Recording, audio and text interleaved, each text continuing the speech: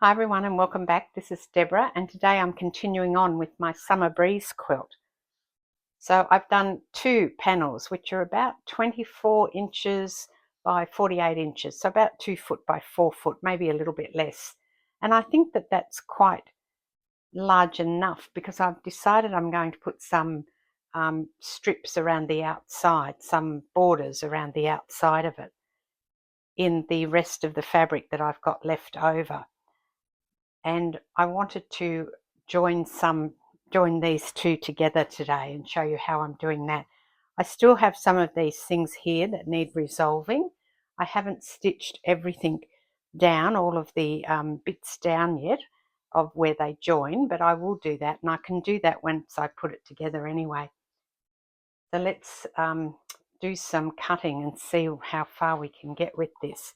So I thought my first thing would be just to trim it up a little bit. I don't know whether to trim it into a straight size. I think I may have to in order to join the two pieces together.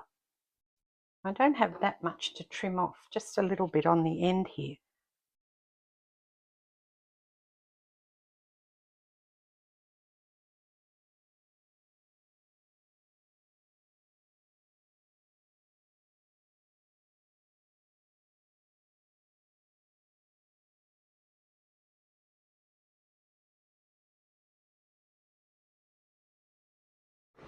I may just have to measure across here to see what I'm dealing with. So that's 23.5, okay. I have a feeling this bit up here is not going to be 23.5. No, it's only 23. Oh no, it's actually not. It's actually 24. Oh gosh. And then up the top here, it's only 23.5. So I may have to cut that bit off. And if I'm going to try and square it up at all to try and get it to fit against the other one. So eventually it's got to have to be, you know, it can't be a random shape. All right, just bite the bullet and do it, I think. I guess this is what happens when you make something up in your head.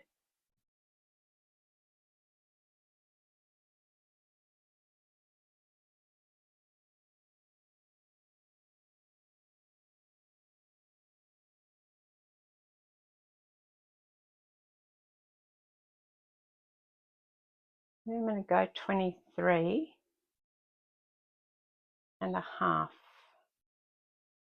So just to there. I think I must have measured that wrong. Surely that doesn't look like it should be the right size. But it is. It's 24. It just doesn't look like it. It looks like it's curving back in. And then at the top we've got the same. Okay. 23.5. Should probably use another ruler and do it with that, I think. Anyway, I've done it like this now.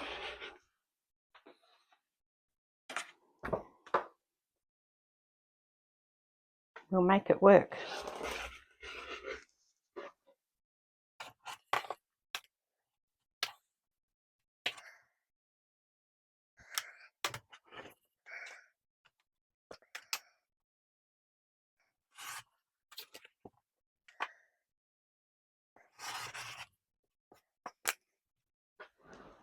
I think because the lines are sort of at angles, my brain is saying that that's smaller, but it's not. It's actually bigger.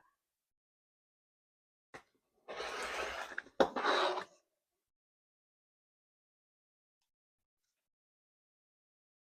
may have to unpick this piece here.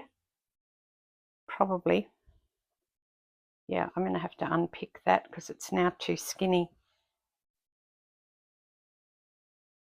Lesson for next time, don't go too close to the edge. Leave yourself some wiggle room.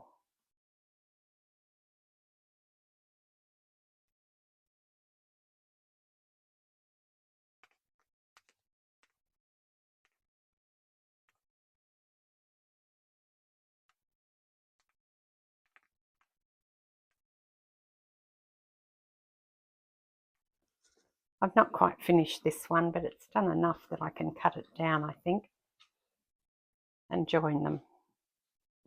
Now I'm getting impatient and I want to see what they're going to look like together, and with the border around them, of course.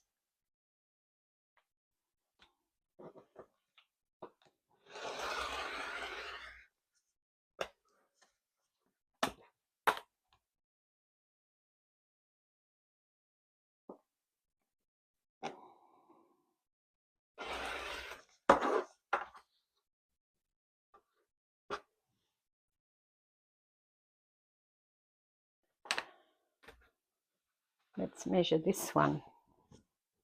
I don't think it's quite as wide. Oh yes, it is actually. It's 23.5. I don't know how I managed to do that. These were just bits that I pulled out of my stash of backing. That's only 23 there. That's just 23. And that is 23.5. So I think this one's going to be 23. You won't notice that these are two separate pieces when I get them together.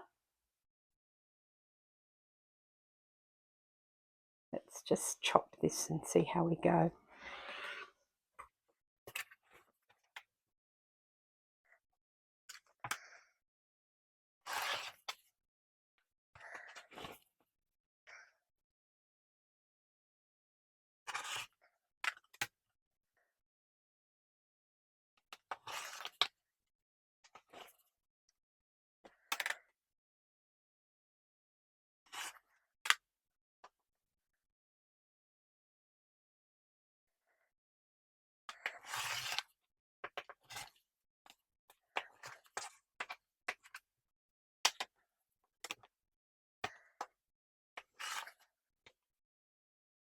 So the next step is this, which is batting joiner.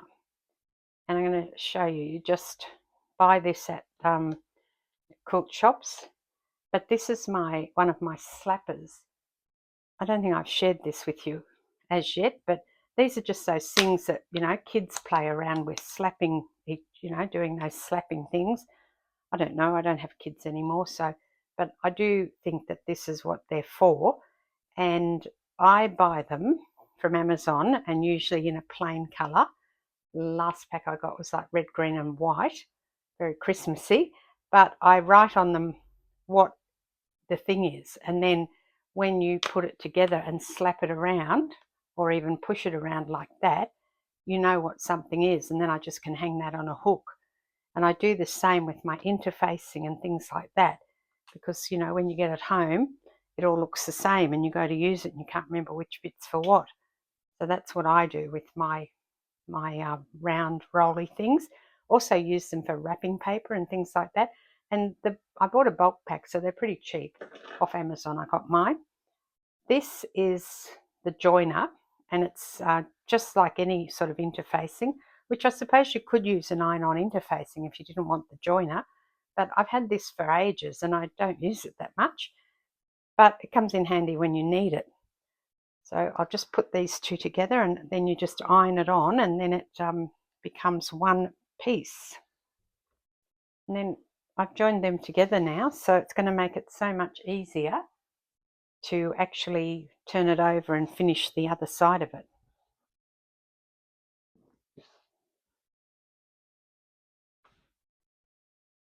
And unbelievably, they were the same length exactly. So I don't know whether I cut them that way. I didn't think I did. I thought I just had some left over, but maybe I did and I've just forgotten. But anyway, now I have to deal with the joins. So again, this one here will need to come off as well, because that's not going to look very pretty, is it? So I've just taken the strip and I've sewn it down. It's a bit like just any sort of, you know, quilt as you go, piecing them together, binding. And I'm going to fold that over like that. And then I will stitch that down. So I'll press and fold that over and stitch that down. Now what I didn't do was I didn't put it all the way to the end here yet, because I've still got this little bit here to put some piecing on. but I will go and finish that off, and that should be, oh, it's actually a pretty good length on there. Yeah, I might have to join a tiny bit because it's this much too short because we've got the selvage. Okay, I also have to do the same for all of these, and this one's a bit short, so I'll have to add another piece on there. But I think that's fine, and I will put the borders on. Now, when I put the borders on, I'm just going to use the rest of the leftover fabric, and I will just add them onto some quilt batting first and then join them up the same as what I've shown you how I've joined it with this binding quilt joining strip or whatever it's called. And then you just do that, and then you've got yourself a quilt, which is really quite different. And once it's done, I shall show you.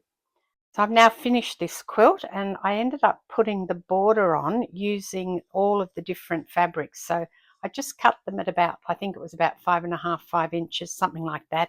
Added them on, put some batting onto them, and then I did the binding just using the white that I'd already used in the quilt. I did have to do some patches on some of the spots where they came together, but I actually don't mind that look. It makes it, I think, look a bit different, and it might not be your taste, but it's certainly, as far as I'm concerned, I'm quite happy with this sort of made up quilt that I've done, and it came together really quickly. The final measurement is around 56 inches square, so quite a nice size for a lap quilt. So I will be using this one, putting it into service soon, I hope. Meanwhile, thanks for joining me. This is Deborah. Cheers.